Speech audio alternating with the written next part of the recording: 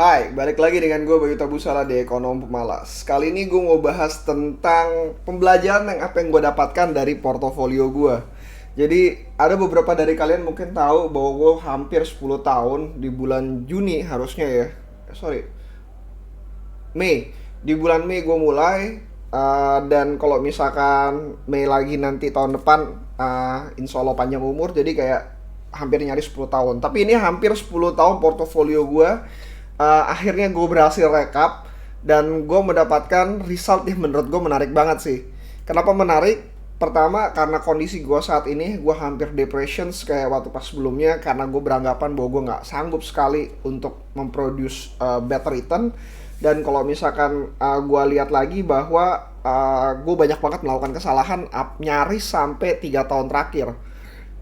Uh, dan hasilnya benar-benar di luar dugaan gue sih. So apa yang terjadi, kenapa pikiran gue menganggap itu jadi buruk, dan kenapa apa yang bisa kita dapatkan dari pembelajaran portofolio ini. Mari kita masuk ke portofolionya sendiri. Yuk, jadi gue punya dua portofolio. Pertama, Sinarmas gue itu dari bulan Maret. Terus gue ada, dari bulan Mei 2013. Yang kedua adalah iPod gue. iPod gue sendiri baru mulai di 2019. Alasan gue menggunakan iPod ini karena sebenarnya orang tua gue menitipkan uang kepada gue, dan menurut gue akan jauh lebih bijak untuk tidak melakukan transaksi di akun gue sendiri. Jadi akun orang tua gue pisahkan, gue masukkan ke dalam iPod karena gue lebih senang untuk membelikan dia reksadana dibandingkan dengan mengelola secara di pasar modal ataupun pasar saham. Karena ya balik lagi, umur yang sudah tua, gua rasa dana ini akan lebih berguna untuk dia ketika dia akan melakukan redemptions. Jadi gue pilih instrumen yang jauh lebih safe dibanding kalau misalnya gue masuk ke pasar saham. So pembelajarannya adalah dari pertama gue ngomongin dari Sinarmas, dan metodologi yang gue gunakan itu adalah menggunakan Excel. Gue cuma masukin angka keluar dan angka masuknya. Jadi kayak restoran, redemption, lalu angka akhir tahun, dan tentu saja dengan angka awal tahunnya juga gitu. Nah, gue menggunakan XIRR atau internal rate return, di mana dia memperhitungkan kalau misalnya lu melakukan redemptions ataupun melakukan uh, setoran. Jadi kalau misalkan sudah memperhitungkan hal tersebut, angka ini sebenarnya lebih representatif. Sehingga kalau misalkan lu punya angka pada awal tahun misalkan 100, XIRR yang menunjukkan 20, angka akhirnya adalah 120. Itu kalau misalkan tidak ada penarikan ataupun tambahan. Kalau ada penarikan ataupun tambahan, angkanya akan tetap secara indeks secara 20, tapi angkanya akan berubah dalam rupiahnya. Intinya kalian bisa search sendiri tentang XIRR. Nah, pembelajarannya dari 10 tahun, kita anggap 10 tahun karena 2013 itu sangat kecil. Ternyata portofolio gue pernah beggar di 3 tahun, dan itu 3 tahun berturut-turut, 15, 16, 17. Beggar di sini hampir 250%, 240%, 90%, unfortunately tidak 100%, tapi gue anggap aja beggar. Berikutnya lagi ada 164%. Portofolio yang gue pegang saat itu sebenarnya adalah portofolio yang menurut gue benar-benar ya lumayan beresiko. Satu, ada Waran yang akhirnya dari 2014 ke 2015 menghasilkan beggar yang cukup tinggi sekali. Lalu berikutnya lagi gue mendapatkan beggar dari Petrosi dan Indospring. Indospring ini sempat turun, tapi ketika gue melakukan top up di bawah untuk mendapatkan beli Indospring dengan harga yang lebih murah, akhirnya dikembali lagi pada tahun berikutnya. Di tahun 2017 ini gue mendapatkan hal buruk, yaitu adalah range market, di mana range market keuntungan 7%, dan akhirnya sekarang beggar 17 ke 2021, hampir 4 tahun. Harusnya kalau gue pegang, gue beggar lagi, tapi nggak terjadi. Nah, lalu menurut gue ada satu dua, nah dua keuntungannya menurut gue medium level, which is 38%, yaitu tahun 2018 dan tahun 2022 kalau seandainya tahun ini berakhir. Ini cuma 34-35%. Menurut gue itu adalah dimana ini adalah target dari portofolio gue sendiri. Yang ketiga, gue ada return yang menurut gue ya oke lah, itu 14% tahun 2019, dan ada 4 tahun gue negatif. Negatif minus 9,5%, minus 10% itu ada 2 tahun pertama. Seperti yang kalian ketahui bahwa 2 tahun pertama gue di pasar modal sebenarnya gue jelek banget performanya dan busuk abis. Dan performa jelek berikutnya lagi itu adalah 2020 dan 2021 di mana minus 2 dan minus 2,4. Ternyata gue gak buruk-buruk amat untuk mengelola portofolio. Tapi yang problemnya adalah gue punya anchoring bias, dimana kalau misalkan gue mengelola portofolio, gue lebih memihak untuk tracking sahamnya dibanding tracking portofolionya itu sendiri.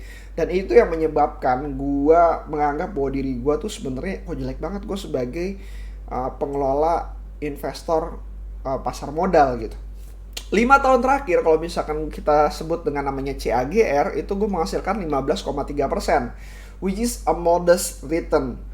Problemnya adalah return ini kalau dikasih sama investor itu menurut gue jadi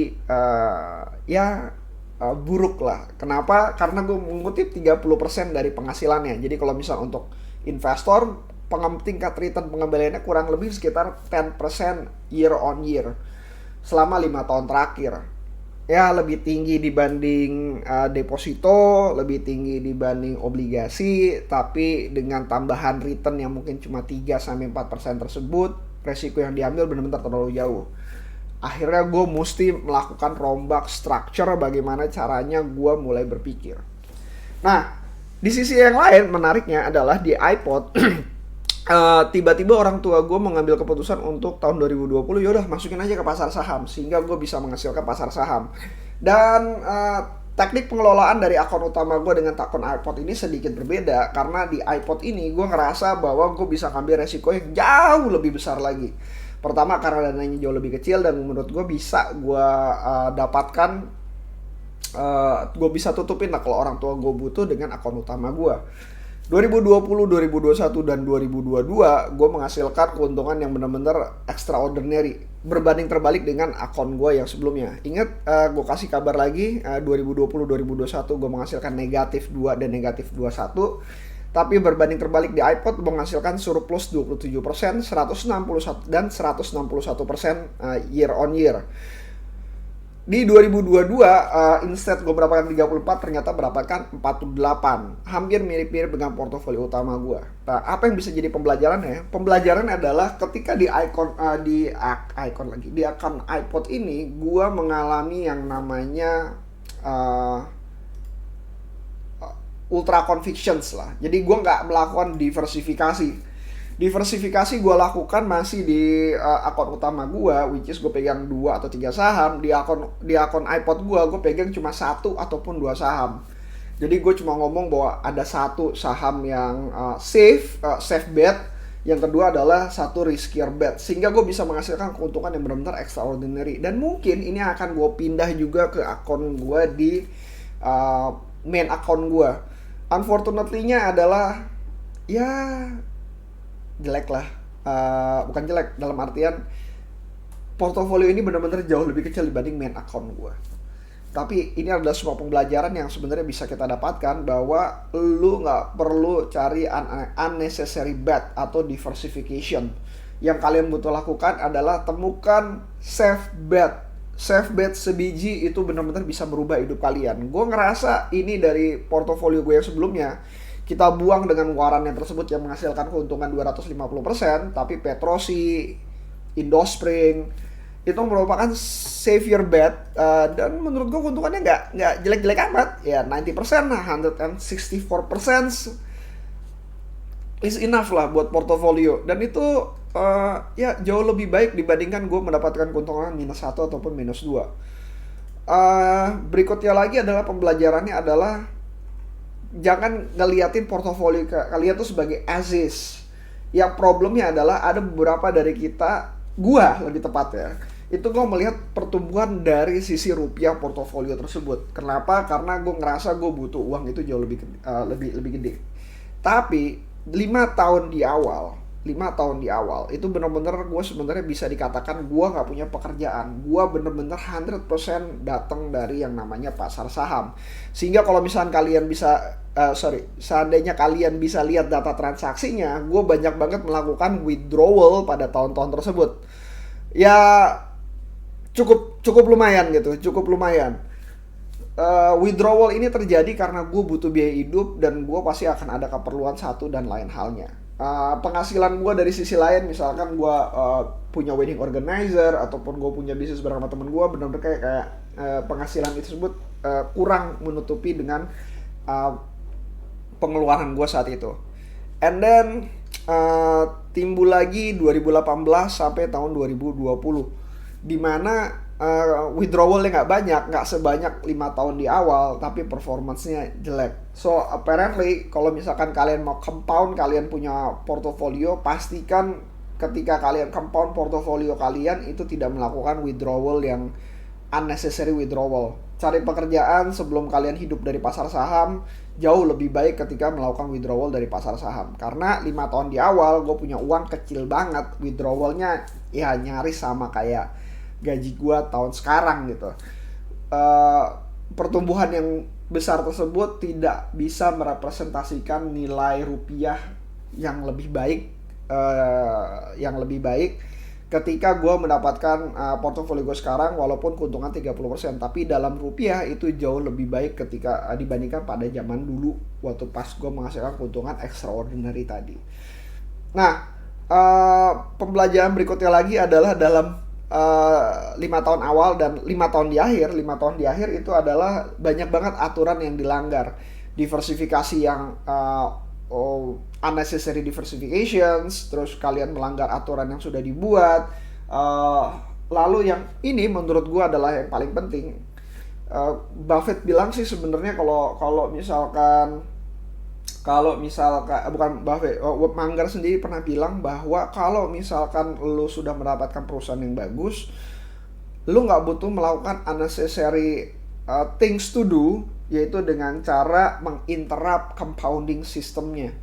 Tapi kalau misalkan kalian nggak interrupt compounding system ketika perusahaan tersebut sudah berubah ceritanya, maka hasilnya adalah seperti ini. 2 tahun dimana gue merasakan bukan kerugian ya, opportunity loss yang luar biasa adalah ketika gue megang Wika Gedung di tahun 2020, dimana story-nya sudah change dan gue sebenarnya bisa pegang cash pada waktu itu untuk mendapatkan saham-saham murah, tapi tidak gue lakukan. Story berikutnya adalah 2021. Gue pikir gue hebat, tapi yang terjadi adalah gue tidak memegang lagi di SMDR. SMDR gue bisa menghasilkan roughly 60 to 70% dari keuntungan portofolio gue. Jadi portofolio gue dapat 60-70% dan gue pegang SMDR cukup banyak waktu itu. Unfortunately ketika drop 15% gue gak keluar, ketika drop 30% gue gak keluar, dan ya ketika balik lagi ke angka 2000, akhirnya gue harus menunggu jauh lebih lama dan hanya mendapatkan keuntungan 30%, which is a modest thing to do. Tapi karena portofolio itu sudah jatuh dalam keadaan negatif, akhirnya gue cuma dapat negatif 2,4%. Instead gue mungkin bisa mendapatkan roughly 30-40% keuntungan pada saat itu. Nah,